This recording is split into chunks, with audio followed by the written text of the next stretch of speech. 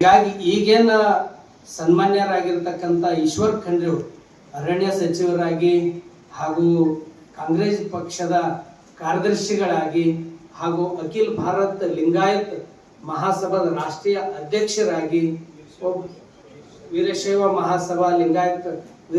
ಲಿಂಗಾಯತ್ ಮಹಾಸಭಾದ ಅಧ್ಯಕ್ಷರಾಗಿ ಒಬ್ಬ ಪ್ರಭಾವಿ ನಾಯಕರು ನಮ್ಮ ಭಾಗದಿಂದ ಹೊರಹೊಮ್ಮಿದ್ದಾರೆ. ಹೀಗಾಗಿ ನಮ್ದು ಒಂದೇ ಕರೆ ಇದೆ, ನಮ್ಮ ಎಲ್ಲರ ಒಕ್ಕಲ ಒಂದೇ ಧ್ವನಿ ಏನು ಅಂತಂದ್ರೆ ನಮ್ಮ ಭಾಗದಿಂದ ಖಂಡ್ರೆ ಮನೆ ಅಂತಂದು ಬಹಳ ದೊಡ್ಡ ಕೊಡುಗೆ ಇದೆ.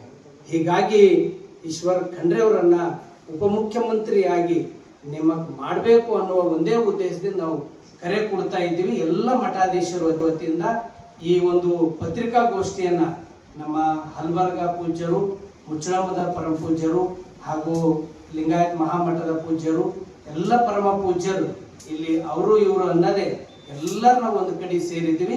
ಈಗ ಹಲ್ಬರ್ಗ ಪೂಜ್ಯರು ಪ್ರಗತಿಶೀಲರಾಗಿದ್ದಾರೆ.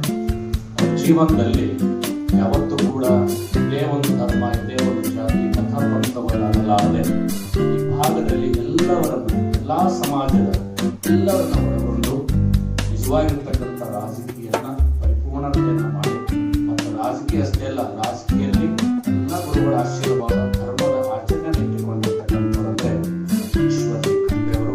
ನಿಜವಾಗಲೂ ಈ ರಚನೆ ಆಗ್ತಕ್ಕಂಥ ಸರ್ಕಾರದಲ್ಲಿ ನಮ್ಮ ಭಾಗದವರಾಗಿರ್ತಕ್ಕಂಥ ಈಶ್ವರ್ ಖಂಡ್ರೆ ಅವರು ಮುಖ್ಯಮಂತ್ರಿ ಸ್ಥಾನವನ್ನು ಪಡೆದಿದ್ದಾರೆ.